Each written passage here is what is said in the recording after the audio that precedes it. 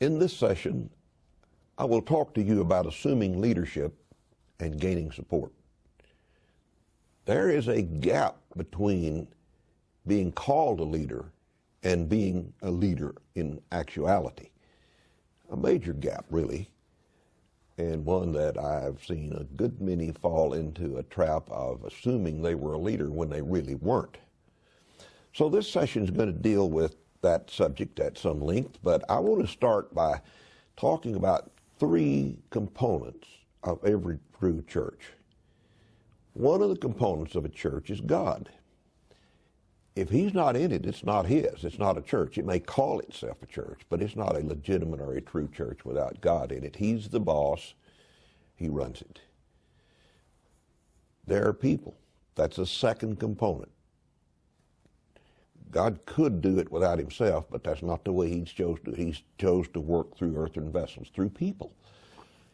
So for a church to be a legitimate church, it has to have people. There's then a third component. It's not a flesh and blood component. It's leadership. I maintain to you that God is not a variable in a church. No, He's the same yesterday, today, and forever. So God changes not. He's not, if a church is going well or it's going poorly, it's not that God changed. People change, yes, but I do not see people as a true variable, because people remain pretty constant in their attitudes and their weaknesses and their sins and such through the years. The thing that really makes the difference, the true variable in a church, any church, is leadership or lack of leadership. God blesses churches with good leadership, with men of God who lead. But churches with poor leadership struggle and sometimes die. It seems the true variable is leadership. And God has put pastors, He set some in the church, pastors being among those, and in the church, He expects a pastor to be a leader, an overseer. That's the word the Bible uses to talk about a pastor, and to offer godly leadership. And where that happens, generally God is able to give prosperity and blessing, but where leadership isn't, churches, as I've indicated, languish and often go completely out of business. So it's important to realize as a pastor that you are the leader. You're the one whom God can use to either make it for the better, or if you are poor in your leadership, it'll be for the worse. I want to again point out that through the history of God, you read it in the Bible, every time there's been a major movement, God used a man, a Moses, before him a Noah. He used a David, and he used a Samuel. I mean, you could look at example after example in the scriptures of where God has used men to move other men, the same people who would be languishing in turmoil. Like in the days of Moses, for example, when they didn't listen to Moses, and he himself began to get somewhat in trouble with God over it. These people fought among themselves, saying, we can never go into the promised land because it's too hard. But one generation later, they went in. It could be done. It wasn't, it was impossible. Joshua proved to be a good leader. So leadership is vital to the success of the work of God. And that's just as true in churches as it is in nations or in other areas that we are talking about. So let me say embodied in this very concept of gospel ministry is the expectation of reaching people. Now, I understand there's a somewhat holy attitude, I say that with tongue in cheek, preachers, many preachers, that, well, my job is not results. My job is just to get up and preach and do what I can do, and I have to leave the results to God. And in that, there's a certain element of truth to that. We're to do what we can do. We have to leave the results to God. But I think that begs the point, and I think it misses the main idea. There is a division of labor in this work of God. It's really all His, and He deserves all the glory for any success because we use His resources and such. But the reality is, we have work that He expects of us. We're stewards. And we have to give an account to Him for our stewardship one of these days. And if things are not working well, we are making a grave mistake to assume, well, the problem's not mine. God gives the increase. The results are all His. I don't have to worry about that. It couldn't be me that's wrong. It may be that there are no results, not because God doesn't give them, He's not doing His job, but because we're not doing our job. Maybe because we're not preaching very well. We're not studying and offering good sermons and delivering very well. We're not competent in the leadership and administration of the church. We have a poor attitude, a defeatist or a pessimistic attitude. There are a lot of reasons why preachers are not doing so well that are their own making. These are not the problems with God. It's not He who's failing. It's the preacher who's not doing, or the servant who's not doing his job, that's causing the fishbowl to stink, so to speak, and people not to want to be a part of it and leaving the church over it. When there are no followers, a preacher needs to look in the mirror and not just out a window and say,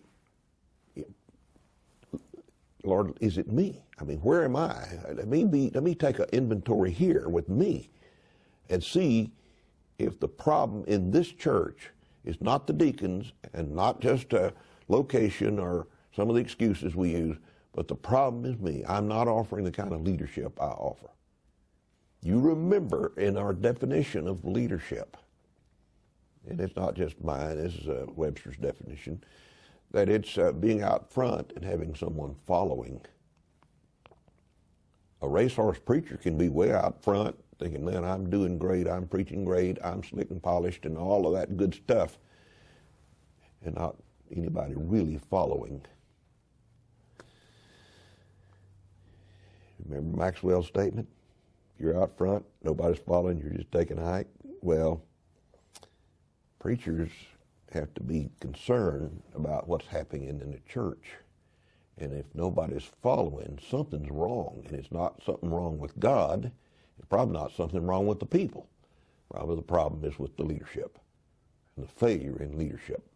And the preacher unwilling to address the problem that's his own making and do something about it. So let me talk about the reality that people can make like they're with you or can get excited like they're with you when they're really not with you. And that's where we are in this session. People who maybe even indicate that they're on your bandwagon, but who are not really on your bandwagon. As I said, we want to move in this session from the title to the reality of a title. Because when you're called as a pastor of a church, you got a title. Yeah, I'm pastor here. But the reality of that title is not yours yet. All that the title has done is give you the opportunity to become a real pastor, a true leader, someone that people really will follow, not just because you're popular for a little while, but because they believe in you, because they trust you. That's why people are willing to make you a real pastor in their lives. Just because they pat you on the back and say, hello, pastor, and because they get kind of excited about one sermon, doesn't mean that you're the pastor. You just have the title, not the reality of it. I want to tell you that there are some reasons why it takes time to become a pastor, a real leader. And I'm going to mention 4 aspects of that in this session in these next few moments. People are not really with you until they give you their heart. Not because they vote you in, any of that, but they're with you when they give you their heart. You see the notes, they're there for you. Hearts are won, they are not conquered. I'm very well aware that respect and trust are earned and are not seized. Yeah, a pulpit can be seized. You know, a guy can come in and he can sort of bully his way into a pulpit, especially when a church has been without a pastor for a while and they're pretty desperate to have one. And so here's a guy comes in and he can bully his way by force or by charm. Maybe he's just a politician and he's got some people in the church that are his cousins or that his old longtime buddies, and you know, he can sort of pull the right strings and get himself a pastorate. Well, that can happen, but let me tell you, hearts can't be seized that way. You can't just go in and take somebody's heart and make it follow you and make it allegiant to you and being willing to be moved by what you have to do and what you have to say. That just doesn't happen that way. It's easy to think you have the hearts of people when you don't. Oh boy, people will pretend and they will flatter you. Solomon talked, especially in the Proverbs, at great length about flattery. And as a preacher, let me tell you, you're the shiny guy up front and everybody, and people will come up and they will pat you on the back, and when they pass you at the back door, they'll sometimes say these nice things when it's just that skin deep. They don't really mean it. One of the things that I've learned about concealed carry from some attorneys is that crooks will lie. You go out here, you get into some confrontation with a bad guy, and police show up, and you start telling the truth, and you know what he does? He's got another line. It is not the least bit true, but you know the police don't know. They're not God. People will lie. Even church people will lie. They'll tell you good things to your face when they're talking about you behind your back, crucifying you back there. That's just the reality of it. You say, well, I don't like that. Well, who does? But that is the way it is. So don't think that just because people pretend and they flatter you that they're really on your bandwagon. With power and intimidation, you can make people do certain things. Little children, they go to church. They do what mom and dad say. What else can they do except throw a temper tantrum and then maybe get in trouble over that? They go to church. A lot of kids do because mom and dad make them go to church. And they have mom saying, you say a lie, wash your mouth out with lye soap, or whatever they say. I mean, you know, I have to do it. I remember a little boy in youth camp one year. A pastor had a little group of kids. He was about 8 and maybe 6 or 7, I'm not sure. And the preacher that was teaching said, how many of y'all go to church? And all these kids raised their hands, and the preacher said to him, now you go to church. He said, why do you go to church? And so this little boy, he said, why do you go to church? Called him by name. He said, I go because I have to. You can make your kids do certain things, but I want to tell you, just because you make them do it doesn't mean they're with you. You know when you're going to find out whether they were really with you or not? When they grow up.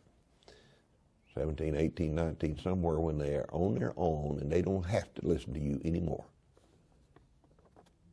And that's when you see that a bunch of them never were with you all along.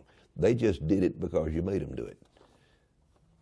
A preacher is not in quite that position, but a pastor of a church can intimidate people in a choir. choir director can do it too, but intimidate. He can call them down and sort of overbearing to them, and they're afraid of him.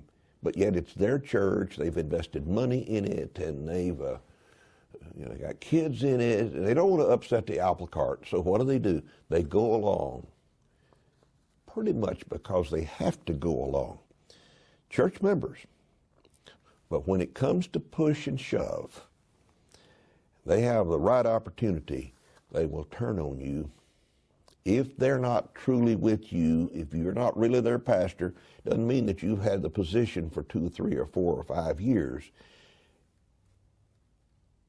If they're not with you by their choice, when they have the right opportunity, they'll vote you out, or they'll just starve you out, or in one way or another, they will let it be clear that they really weren't with you, never were really followers.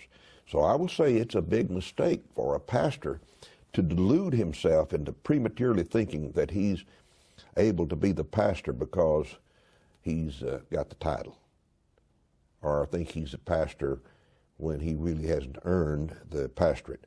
Rude awakenings are not usually very much fun.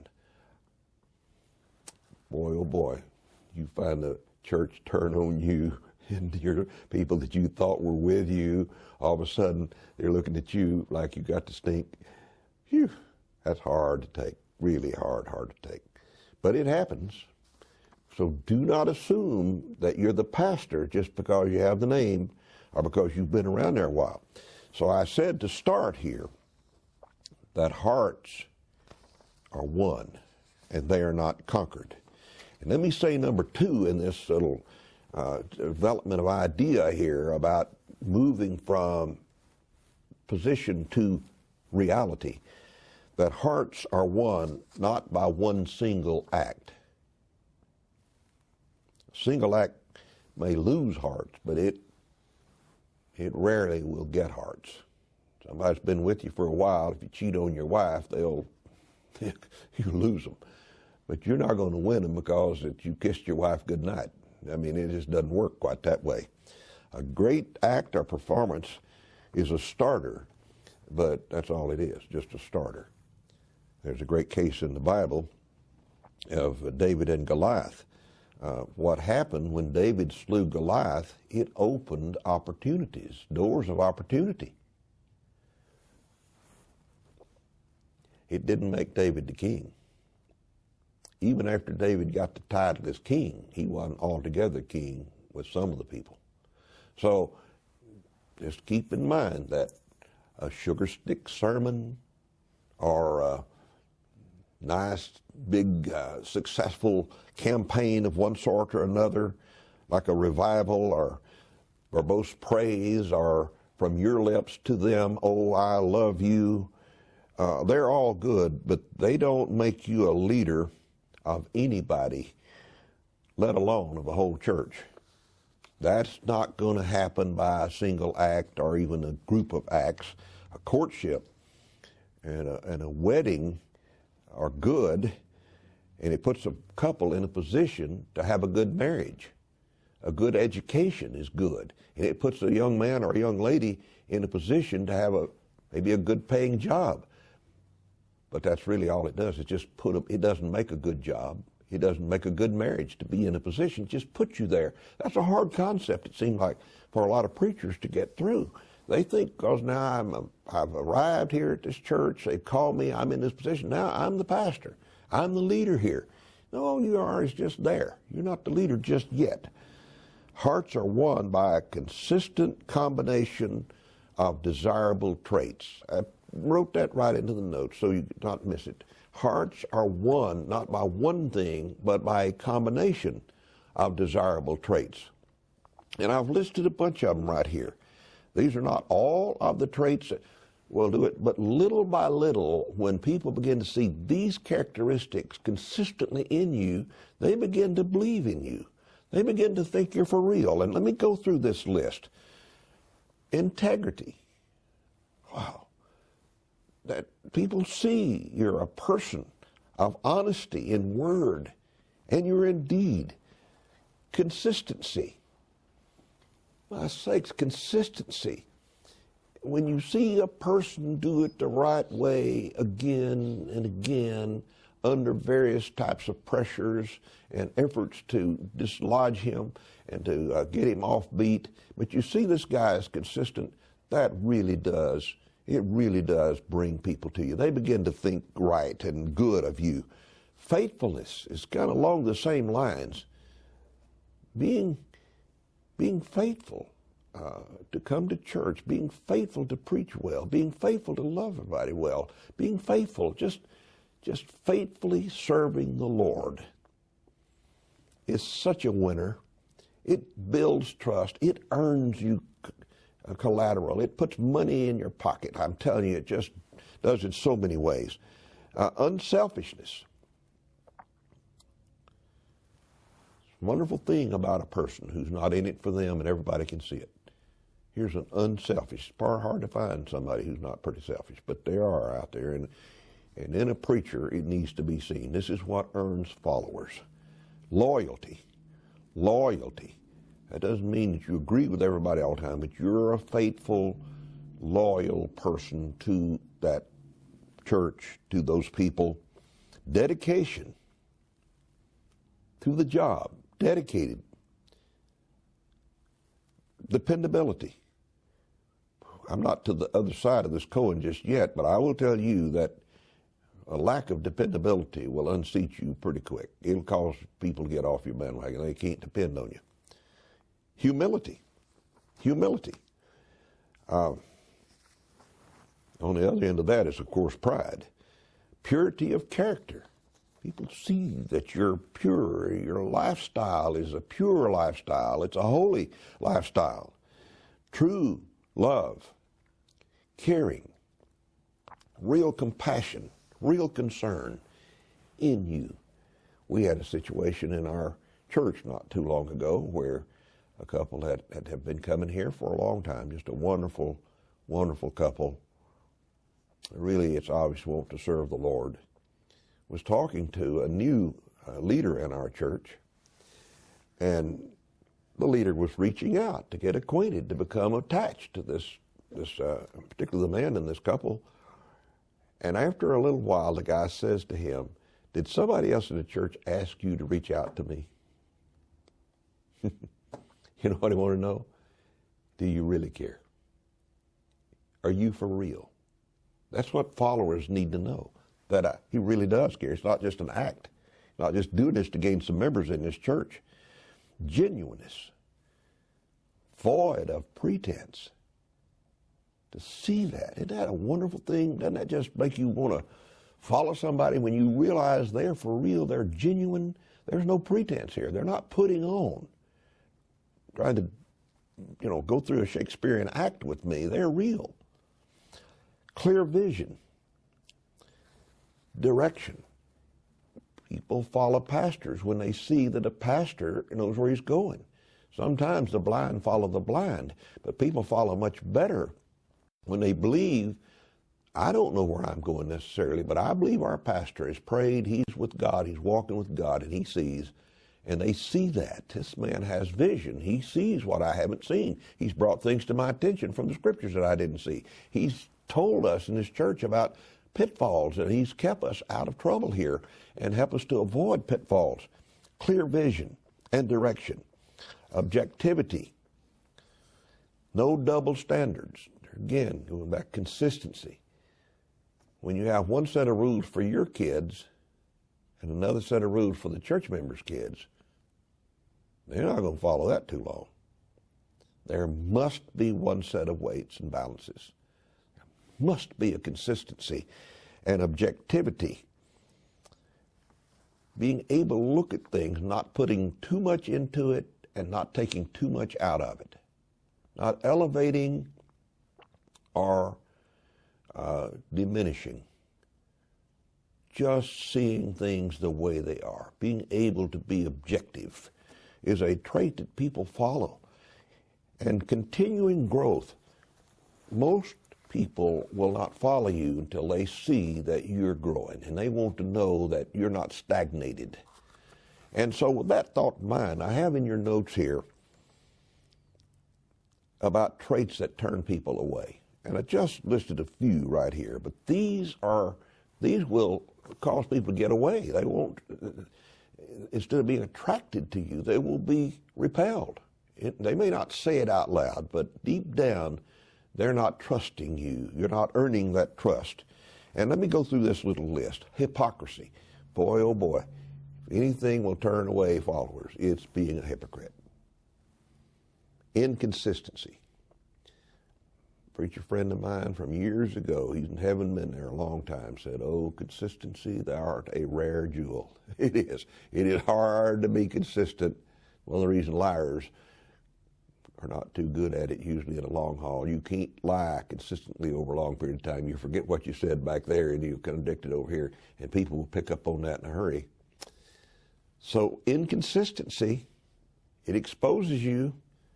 Bias, double standards, one for me and my buddies, another for you.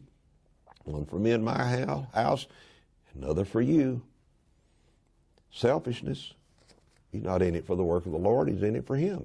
He's in it for the money. How many people have you heard say about preachers? He's just in it for the money. Always talking about money. Always for what he can get out of it. We should have this special recognition for me. Have this, just selfishness.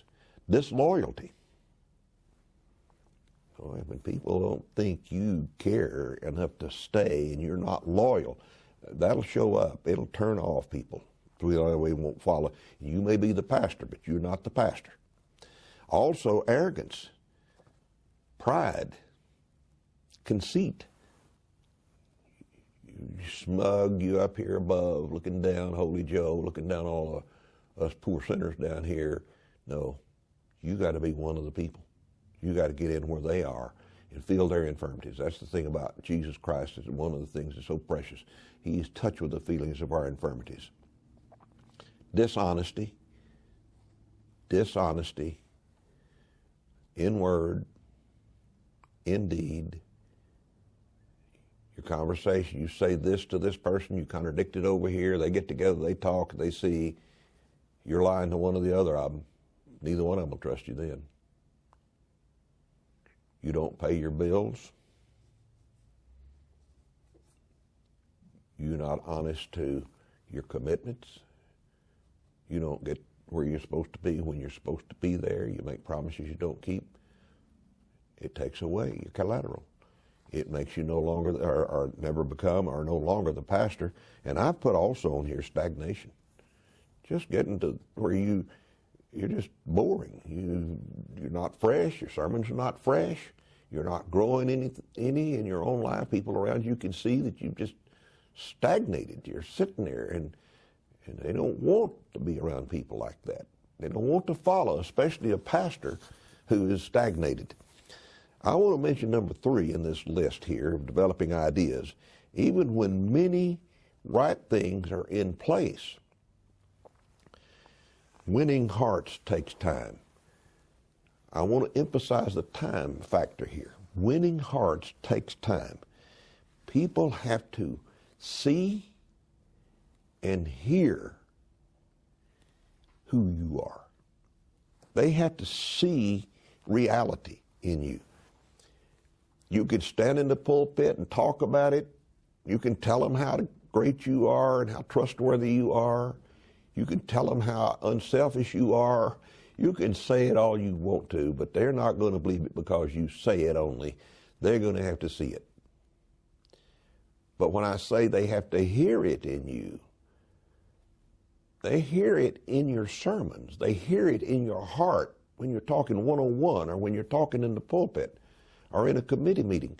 They begin to see who you are. They hear you saying the same things. They see that you didn't make it up and say it for this time only, but they hear you over a period of time being consistent in who you are. And they see it when you're under pressure, when people are trying to dislodge you.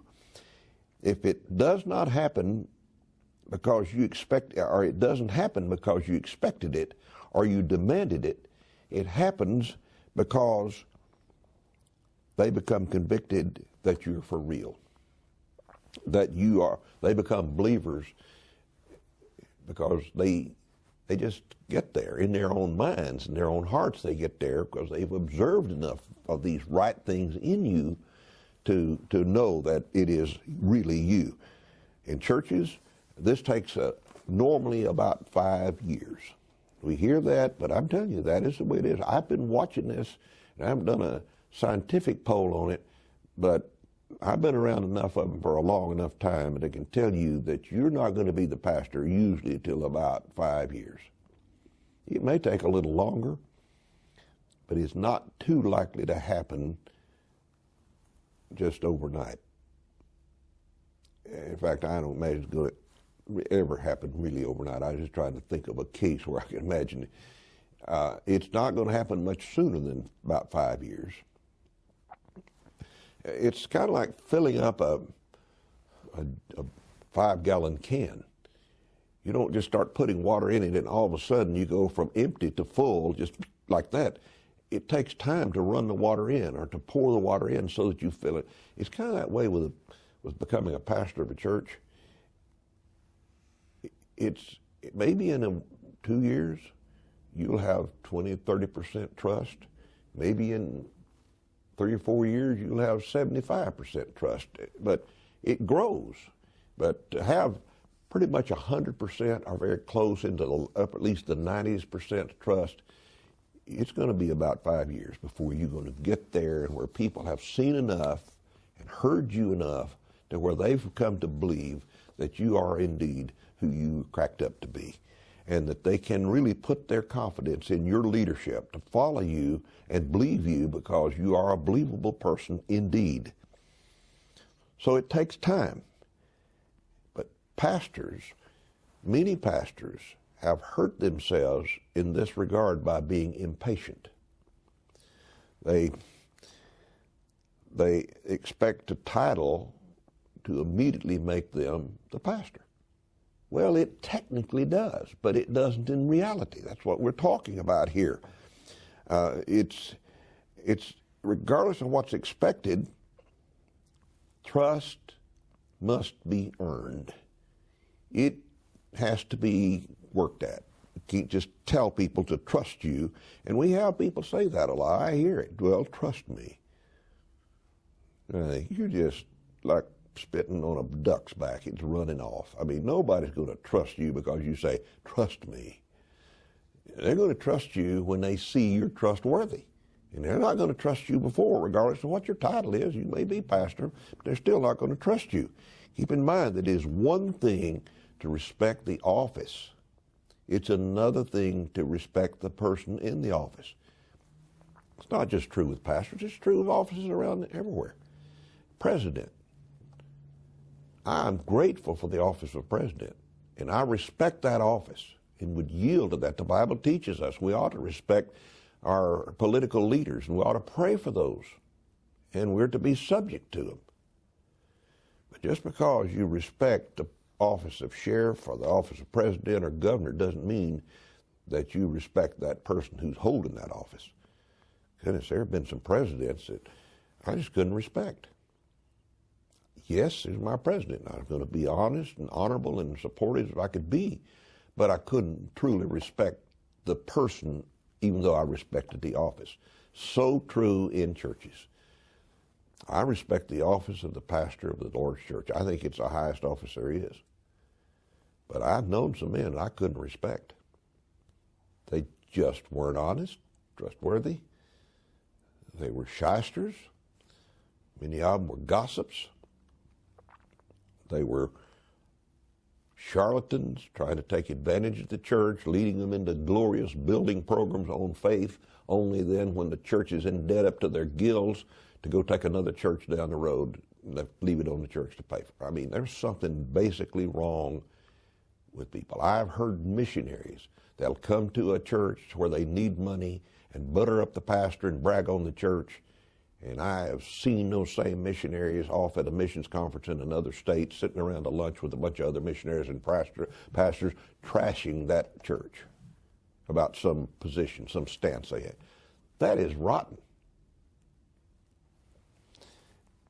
It makes you not respect the person. It doesn't do anything to the office for me. but it certainly does make me not respect the person.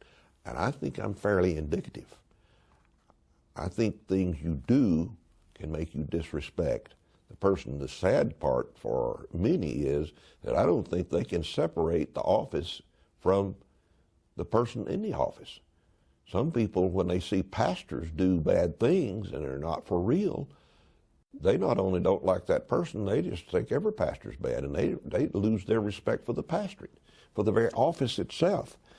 The harder you prematurely demand and push a church for respect and for trust, the longer it will take to get it.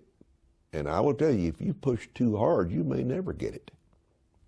In fact, if you don't do the right things, you won't get it, regardless of how long you're there. Just longevity is not the only way it works. Respect and trust must come naturally. I just can't overemphasize that. It must come naturally. You can't force it. You can't push it. You can't make people do it. They do it by their choice, which brings me to say, number 4 here, that the privilege of leading is a gift that can only be given. Yes. It's given. It's not seized. You can't take it. You can't make it happen until it really happens. You become a true pastor, the leader, whenever a person is willing to follow you by his or her own free will. I can't overemphasize that. That's when you become the pastor. They choose to do it. They give it to you. You didn't take it from them. You earned it. You earned their respect. You earned the right to lead. You earned the right to say some things, to direct the show.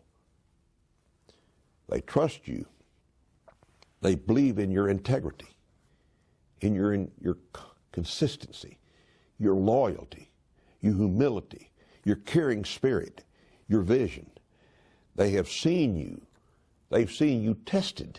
They've seen you tried time and again, but they've seen you do the right thing and respond the right way, not as an act, but as a part of who you were. And deep down in the heart, they finally come to believe in you, come to trust you, and to willingness to follow you. And so they give you their trust.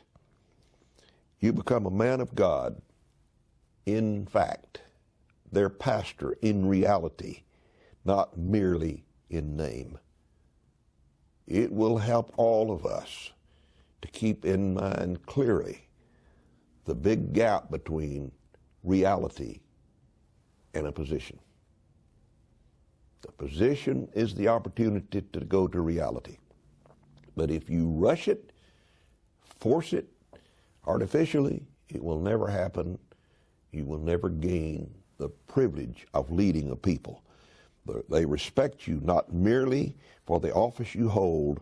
You're the pastor in fact, not merely a pastor in position. They know you're not perfect. You can't walk on water. You have your warts and wrinkles and all of those some baggages you have, but they also know that you have a right heart. They've seen it. Somehow they couldn't see inside, but some of the actions and the responses and the words you've said and the things you've done have let them see that you have a good heart. David was that way. He had plenty of mistakes, just bad mistakes.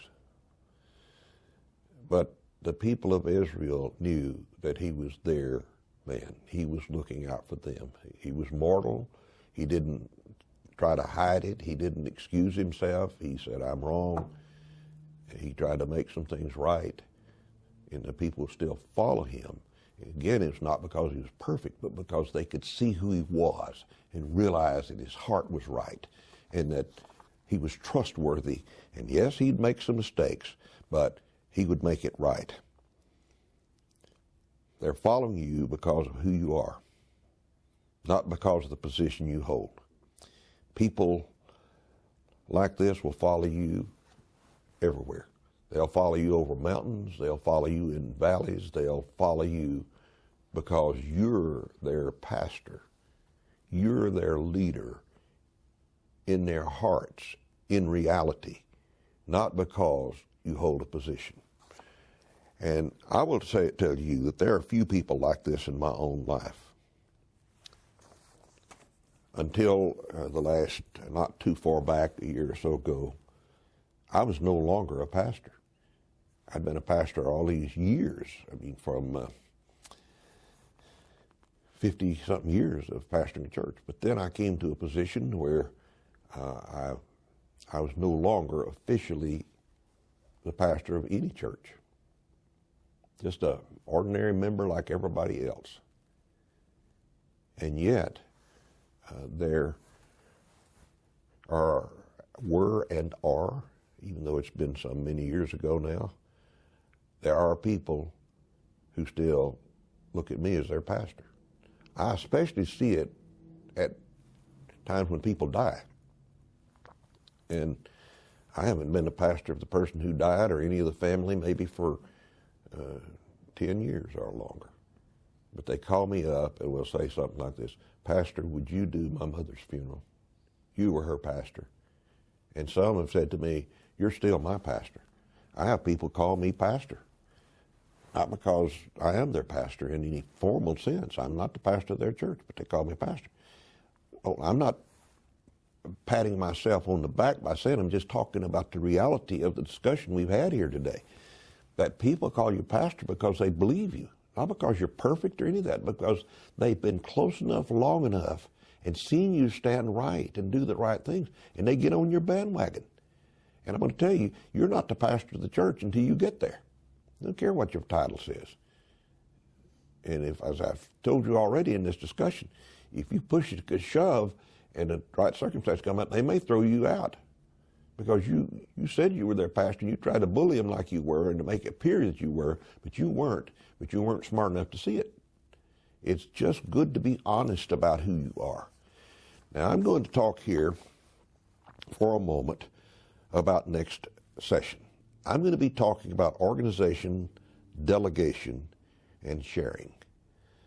Many pastors who I know struggle with delegation, being able to spread the load and to organize in such a way as to get other people on board. And usually you do get other people, even if you are able to structure things. Again, when you become pastor, that's when they begin to get on board with you and they trust you and you see that you're ahead, you're looking ahead, your leadership's out there, you're providing a structure of organization for them where they could function and they could be fruitful. And there's just people who struggle, good men, who are good preachers that struggle with this very thing. So I felt really convicted of God here in this set of sessions on gospel ministry wisdom to talk about that. And let's just look at structure. Let's look at organizational structure. Let's look at how you get people involved. And I think with the background that we have now about leadership, what leadership is, it's vision, it's seeing where the needs are, it's coming up with plans, and it's building a structure to fit. Now that we kind of know that, then I think we're in a position we can talk about getting people on board. But again, they don't get on board, they won't get into your structure if they don't believe in you, believe you're there to stay, and that you're for real, and that you got something worth fighting for. They're willing to follow you in that. So I think it merits a discussion, a time when we talk about it in some detail. And Lord willing, in our next session, that's where we'll go. Thank you for being here today.